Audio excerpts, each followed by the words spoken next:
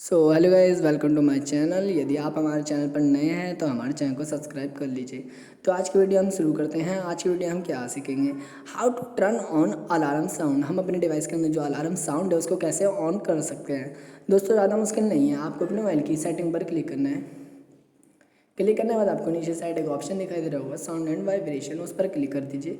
Click करने के बाद आपको यहाँ पर एक और ऑप्शन दिखाई दे रहा होगा नीचे साइड, डू नॉट डिस्टर्ब, उस पर क्लिक करें। क्लिक करने के बाद आपको यहाँ पर थर्ड ऑप्शन दिखाई दे रहा होगा ऊपर की side, alarm and other interruption, उस वाले ऑप्शन पर क्लिक कर दीजिए। क्लिक करने के बाद आपको यहाँ पर ऊपर की साइड एक ऑप्शन दिखाई दे रहा होगा अलार्म्स, उस पर क्लिक करें।